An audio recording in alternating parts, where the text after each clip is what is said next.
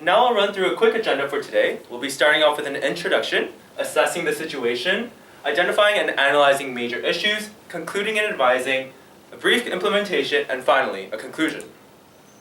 In terms of our assessing the situation, we divide into two parts, an internal analysis and an external analysis. For the internal analysis, we felt as though the mission statement was a bit vague and they were missing two key pieces of information, such as the customer base and the geographic location. For the goal and stakeholder preferences, there are 4 original shareholders that are actively involved in the business. Their main goal is to expand the business and meet a growth target of exceeding $500 million. However, their main concern is to come up with a viable succession plan that's in line with the shareholders' agreement of 1982. For the value discipline, they want to focus on 3 key aspects, which include customer intimacy, high-quality products, and custom and built-to-order equipment. General strengths within ARNT is that they have 70 years surviving economic downturns, and they've involved a well-educated board of directors. As well, they have a low employee turnover. Strengths within the agricultural division include a strong reputation for producing high-quality products. For the engineering division is that they have mining-specific machinery that has been added to the product line, and for the road rail division that they have performed quarterly inspections at quarterly intervals.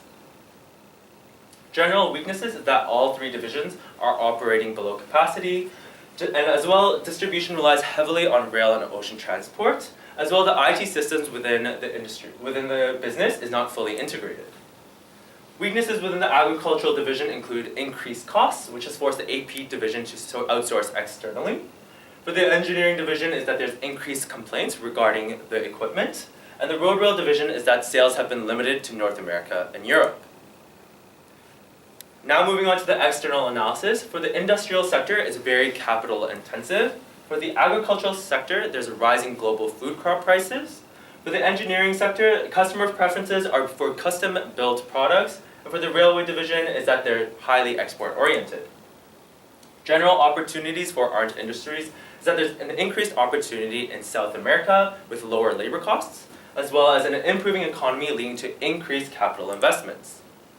Opportunities within the agricultural division include machinery exports rising as populations within the developing countries increase. For the engineering division is that there's economic expansion in China, which is increasing the demand for metals and minerals. And for the road rail division is that the Canadian transit has gained international reputation. General threats within ARNT is that there's public sector is experiencing budget cuts, as well as increased fuel costs. And threats within the agricultural division include increased reliance on consignment sales. Threats within the engineering division include an industry that is highly dependent on worldwide demand. And finally, the road rail division is that most employees are unionized and capital-intensive industry. And now Fanfan will be talking about the major issues.